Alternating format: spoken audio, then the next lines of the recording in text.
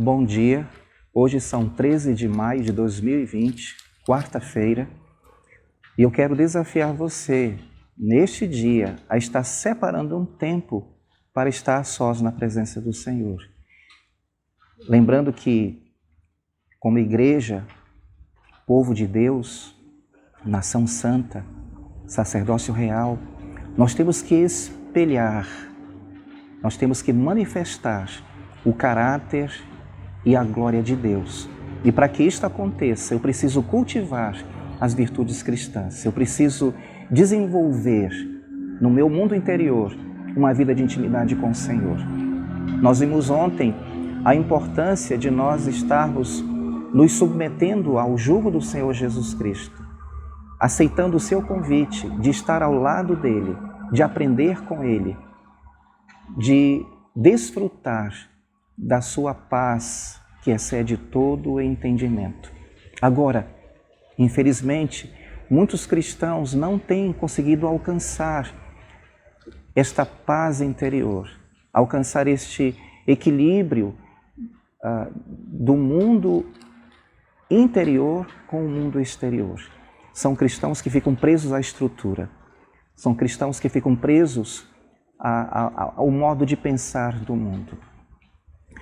Nós destacamos nas últimas semanas a importância de se cultivar a disciplina da solitude e também a disciplina da vida simples. A solitude, que consiste em eu estar na presença de Deus, em desfrutar da vida que Ele tem para mim, através da Sua palavra, através do Senhor Jesus Cristo, e a vida simples de ser uma vida não corrida, nem complicada, onde se dispõe de tempo e flexibilidade para desfrutar e estender o reino de Deus, ou em outras palavras, de você andar na agenda de Deus. Muitos cristãos não conseguem esta experiência porque são pessoas que, apesar de terem tido a experiência do novo nascimento, ainda vivem como pessoas impelidas, vivem como pessoas que não conhecem ainda a paz que o Senhor está nos oferecendo na pessoa de Jesus Cristo. Ao fazer o estudo da vida interior do homem, nós temos que partir de algum ponto. E nós vamos começar a pensar sobre a diferença entre o impelido e o chamado, pelo mesmo ponto que Cristo começou. Ele fez distinção entre os chamados e os impelidos. E a pergunta que nós fazemos é: o que é uma pessoa impelida e como nós podemos identificar uma pessoa impelida? Hoje é relativamente fácil nós identificarmos pessoas impelidas, porque geralmente esses indivíduos têm como marca principal o estresse. Se você descobrir sintomas de estresse em uma pessoa, você está se deparando com uma pessoa impelida. É possível que estejamos sendo compelidos a buscar metas e objetivos, sem saber direito por que nós estamos fazendo isso. E talvez não estejamos cientes do alto preço que isto vai custar às nossas mentes, ao nosso corpo e naturalmente ao nosso coração. Ao dizer coração, eu quero me referir ao que é mencionado em Provérbios capítulo 4, versículo 23, onde o escritor nos diz que devemos guardar o nosso coração, porque dele procedem todas as fontes da vida. Aquela fonte de onde procede a energia da vida.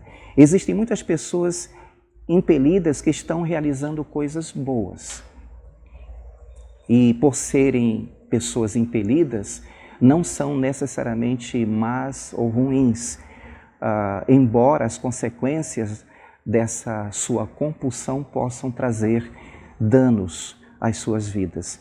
Aliás, poderíamos até dizer que existem pessoas impelidas que estão dando uma enorme contribuição à sociedade. Mas apesar de tudo isso, são impelidas e não conseguirão suportar esse ritmo sem causar danos à sua vida e também de outras pessoas. Existem muitos indícios que mostram, que nos ajudam a identificar uma pessoa impelida. Dentre estes indícios, eu quero apresentar alguns que se encontram no livro Põe a Ordem no Seu Mundo Interior. São os seguintes: as pessoas impelidas, na maioria dos casos, só se satisfazem ao ver o trabalho realizado. Estão sempre preocupadas com símbolos associados à realização ou à ideia de realização. Geralmente se acham dominadas por uma descontrolada busca de superação. Essas pessoas gostam de participar de empreitadas cada vez maiores e mais vitoriosas. Também parecem ter pouca consideração com os princípios da honestidade, que, aliás, é uma característica da nossa sociedade. No Brasil, no caso, nós temos aquela tendência de alcançar as coisas a qualquer custo. São pessoas que se acham tão envolvidas na busca do sucesso, na ânsia de realizar, que quase não tem tempo para parar e examinar se seu interior está acompanhando de perto o processo que se passa ou que acontece no exterior. Também essas pessoas impelidas muitas vezes possuem pouca ou nenhuma habilidade no trato com os outros. Tendem a ser fortemente competitivas. Em geral, se irritam com muita facilidade. E geralmente são indivíduos que estão sempre muito atarefados, estão ocupados demais para ter um bom relacionamento ou cultivar um bom relacionamento com as pessoas, e para não falar, aqui no caso, de pessoas que são crentes, que não têm tempo para ter comunhão com Deus. Dentre as pessoas da Bíblia, a que melhor tipifica o homem que nós denominamos de impelido é Saul, o primeiro rei de Israel.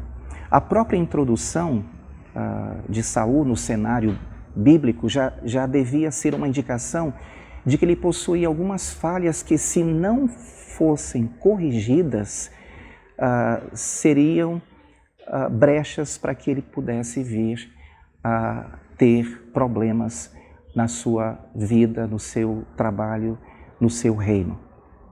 Em 1 Samuel capítulo 9, versículos 1 e 2, nós lemos: E havia um homem de Benjamim, cujo nome era Quis, filho de Abiel, filho de Zeror, filho de Becorate, filho de Afia, filho de um homem de Benjamim, homem poderoso.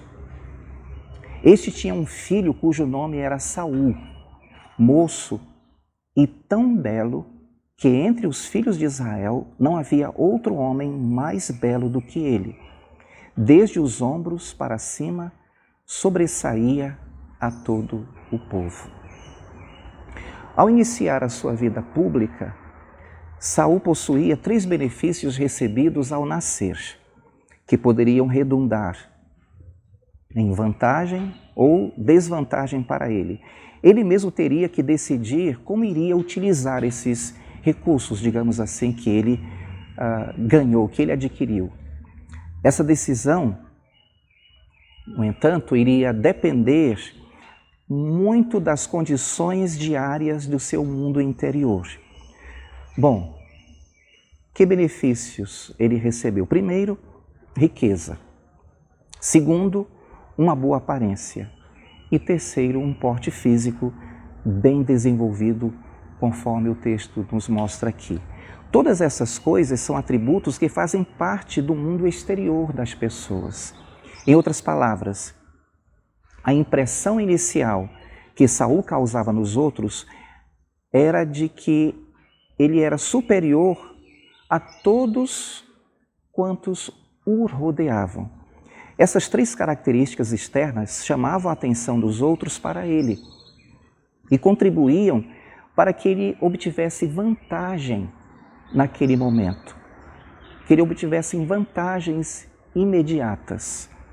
E o que é mais importante aqui, Esses atributos o revestiam de um certo carisma que contribuiu para que atingisse o sucesso rapidamente, sem ter tido tempo para cultivar um coração sábio ou o poder espiritual. Quando Saul se tornou rei de Israel, ele obteve logo o sucesso. E ao que parece, isso impediu que ele enxergasse as suas limitações, porque todos nós temos. Nós não somos perfeitos. Existem áreas em nossas vidas que precisam de ser trabalhadas.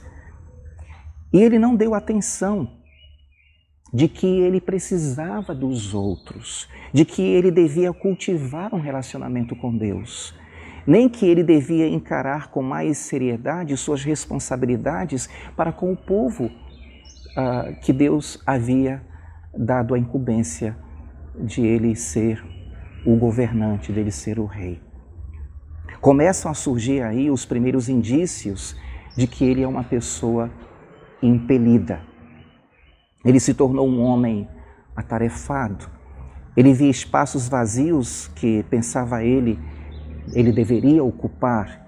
Então, na ocasião em que estava para sair à guerra contra os filisteus, os inimigos de Israel naquela época, e ele esperava em Gigal o profeta Samuel, ele esperava que o profeta chegasse para oferecer o holocausto.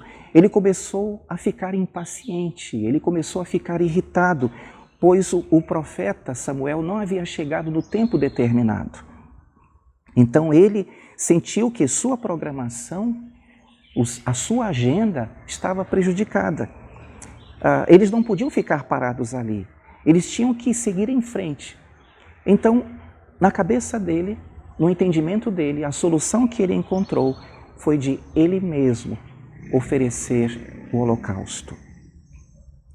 O oferecimento de holocausto era prerrogativa dos profetas, dos sacerdotes. Não era atribuição dos reis. Mas ele não lembrou disso. Ele não lembrou disso porque ele via a si mesmo como uma pessoa de grande importância. Afinal de contas, ele era o rei. A partir daí, então, a sua caminhada vai de declive em declive. Em 1 Samuel 13:14 nós lemos: já agora não subsistirá o seu reino. O Senhor buscou para si um homem que lhe agrada. É assim que termina a vida da maioria das pessoas impelidas. Aquele cuja vida interior não se acha guiada pelo Espírito, aquele cuja vida interior, diferente da pessoa que aceita estar sob o jugo de Jesus, é uma vida que se acha convulsionada por compulsões não resolvidas, não conseguirá escutar a voz do Senhor quando Ele o estiver chamando. O sofrimento e os ruídos provocados pelo estresse serão fortes demais. Na sociedade em que nós estamos vivendo, encontramos muitas pessoas como Saul, pessoas que se acham presas dentro de uma gaiola dourada, que são impelidas a acumular realizações, são impelidas a serem reconhecidas ou atingir suas metas, seus objetivos pessoais a qualquer custo. E, infelizmente, nossas igrejas também estão cheias de pessoas assim. São fontes que secaram.